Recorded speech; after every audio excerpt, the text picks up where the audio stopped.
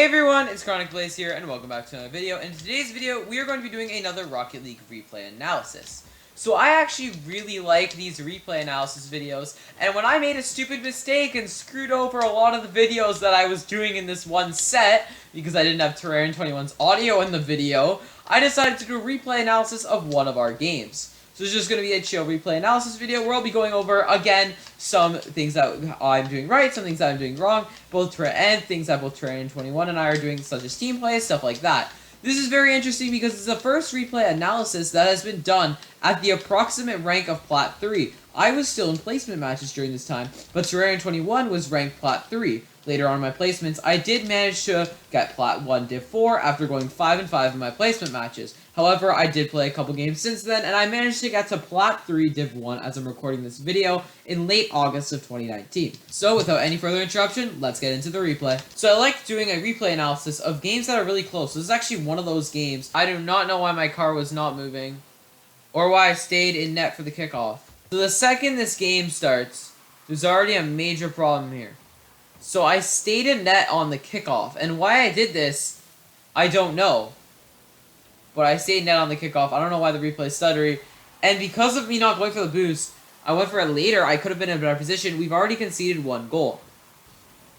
So here I actually do learn from my mistake. I go for boost on the kickoff, but they get a better touch. And if you see here, I'm cheating up a little bit.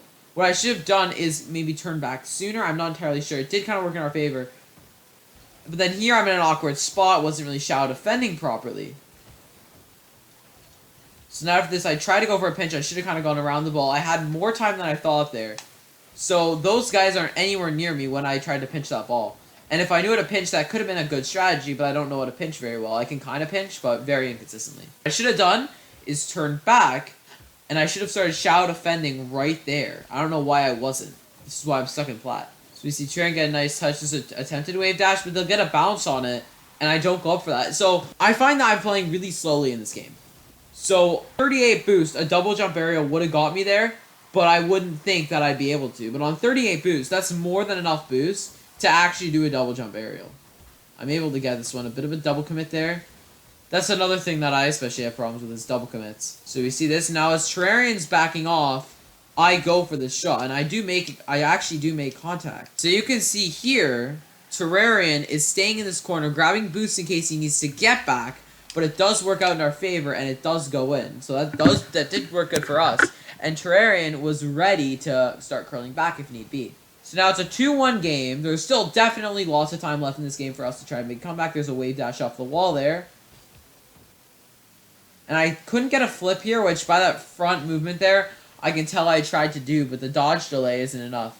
The thing is, when you watch yourself play, everything is happening so much faster in the moment. So I've seen a lot of videos on trying to guess players' ranks, and everything's happening so much faster. I don't know how to explain it. It's just everything feels so much faster. But when you actually watch your replays, you realize the pace of play is a lot slower. My games might look like a Champ 2 game. When you're out, your games might look like a Champ 2. Champ 3, maybe even GC game when you're actually playing them.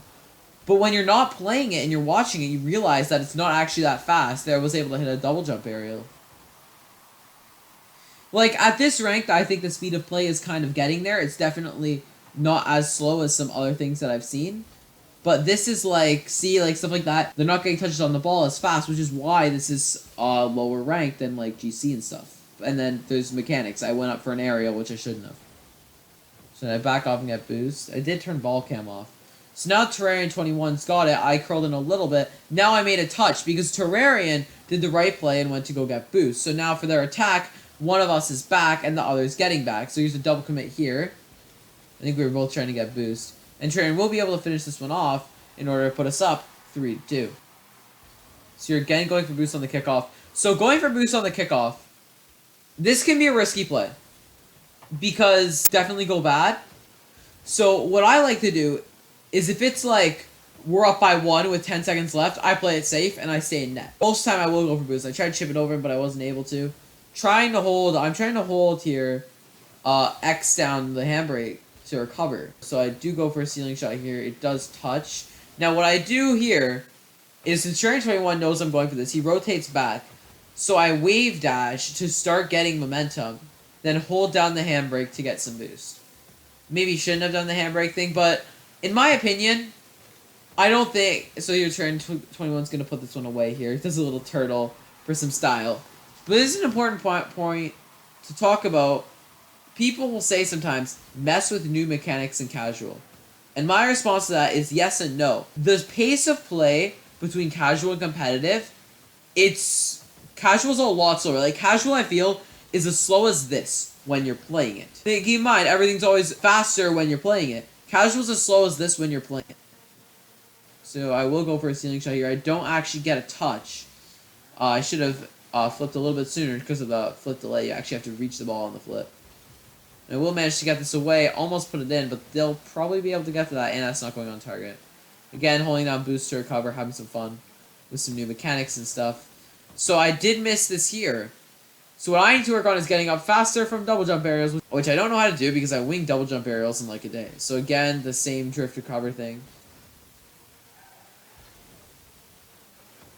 Now, the problem with messing around with new mechanics is that you get overconfident and mess around with them in times you shouldn't. I should have stayed back and gone to mid-line, not do what I did there.